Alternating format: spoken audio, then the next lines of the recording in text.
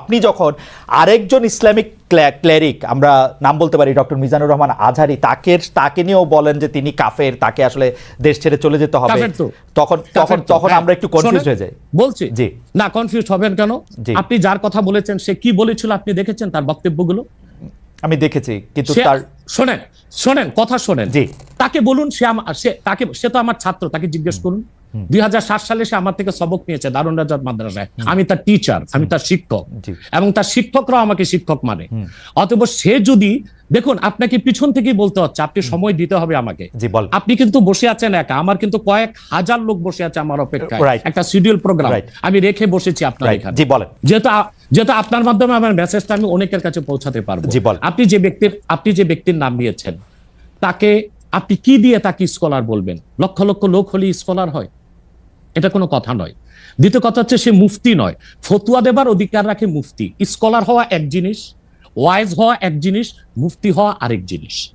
আমার কথা হচ্ছে, আমি কি গ্র্যান্ড মুফতি বাংলাদেশে? তা আমি বলছি না, এটা বলার অথরিটি আমার নেই, কিন্তু আমার ফতুয়াতে কলম বসাবার মতো 10টা মুফতি আপনি বের করে দেন। এখন অন্য মুফতিরা বলছে না কেন, সেটা একটা সাহসিকতার বিষয় আছে, সেটা আরো কোনো তাদের প্রতিবন্ধকতা থাকতে পারে। যেমন আপনি দেখেছেন আওয়ামী শাসনের সময় দেশের অনেক বড় বড় আলেম শেখ হাসিনার দালালি করেছে, তো তারা কি এমন কোনো ফতোয়া দিবে যে সরকার বেকায়দায় পড়ে? এখন অনেক আলেম আছে যেটা বর্তমান সরকারের নির্লজ্জ সমর্থন করে যাচ্ছে, কিন্তু সরকার ক্ষমতা আসার পর থেকে আমি শরিয়ার কোরআন সুন্নাহর আলোকে যতটুকু সমালোচনা করা দরকার গঠনমূলক সমালোচনা করে যাচ্ছি। আর আমাদের মতো 2-4-10 জন যারা মিডিয়াতে আছে, তারাই কিন্তু দেশের আলেম না।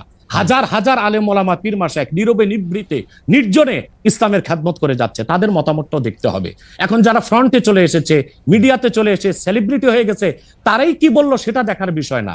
এখানে তো যদি আপনি একটা প্রশ্ন আনেন যে আসলে শাতিমকে ক্ষমা পেতে পারে কিনা, বা রাষ্ট্র যদি শাতিমকে পৃষ্ঠপোষকতা দেয়, তার শাস্তি নির্ধারণ না করে, তাহলে কোনো জনগণ বিচারটা হাতে করতে পারবে কিনা? আপনি দেখুন, পৃথিবীতে যত অভ্যুত্থান ও বিপ্লব হয়েছে, জনগণ আইনকে হাতে তুলে নিয়েছে। আপনি 5ই আগস্ট দেখেন, বাংলাদেশে রাষ্ট্র ক্ষমতা যে এসেছে বর্তমান সরকার, এটা গণতান্ত্রিক পদ্ধতিতে হয় নাই, ছাত্র জনতা আইনকে হাতে তুলে নিয়েছিল। এই বিপ্লবকে আপনি অবৈধ বলবেন? যে 6-7 জন সমন্বয়ক নেতৃত্ব দিয়েছে তাদেরকে কি আপনি সন্ত্রাসী বলবেন? না, কিছু করার ছিল না। 15 বছরে যে জগদ্দল পাথর ফেসিবাদী হাসিনা বসেছিল, গণতান্ত্রিক পদ্ধতিতে এটাকে সরানো সম্ভব হয় নাই, আইনকে হাতে তুলে নিতে হয়েছে। অতএব যদি গণতন্ত্রের স্বার্থ রক্ষে আইনকে হাতে তুলে নেওয়া যায়, আল্লাহ তার হাবিবের সুমহান ইজ্জত এবং স্বার্থে আল্লাহ তার হাবিব সাল্লাল্লাহু আলাইহি ওয়াসাল্লামের ইজ্জতের বিপক্ষে কেউ কথা বলবে এবং ধারাবাহিকভাবে শাস্তি পাবে না, চলতেই থাকবে। আমরা শুধু মিটিং মিছিল করে লাঠি পেটা খাবো, গুলি নিব। স্যার, আপনার কাছে মনে হয় না, স্যার আপনার কাছে মনে হয় না এটা আপনার কাছে মনে হয় না এটা আপনার পয়েন্ট অফ ভিউ? বিকজ আপনি যা বলছেন, হ্যাঁ আপনি এটা ঠিক যে আপনি তো একজন স্কলার, শিক্ষক, পড়াচ্ছেন, এবং আপনি গ্র্যান্ড মুফতি না হলেও একজন মুফতি। কিন্তু আমরা ধরেন, আমি এখন কথা বললাম হচ্ছে যে বাংলাদেশে কিন্তু এইটাও প্রচলিত যে যারা বলতেছে যে তারা আসলে যা কিছু পরীক্ষিত হাদিস নয়, যা কিছু পরীক্ষিতভাবে কোরআনের ফয়সালা নয়, তারা তা মানতে চান না। ধরা যাক ঈদে মিলাদুন্নবী সম্পর্কে তাদের একটা বয়ান আছে, তাদের আরও অনেক কিছু নিয়ে তাদের একটা বয়ান আছে।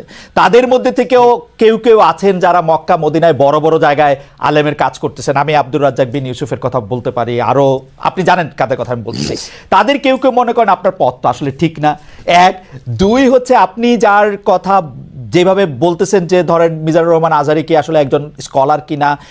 এখন কেউ তো এই প্রশ্ন তুলেছেন যে জনাব এনায়েতুল্লাহ আব্বাসীও যথেষ্ট পরিমাণে এই জায়গায় আছেন কিনা। সেজন্য আমি জানতে চাইতেছিলাম যে আপনি যখন আইন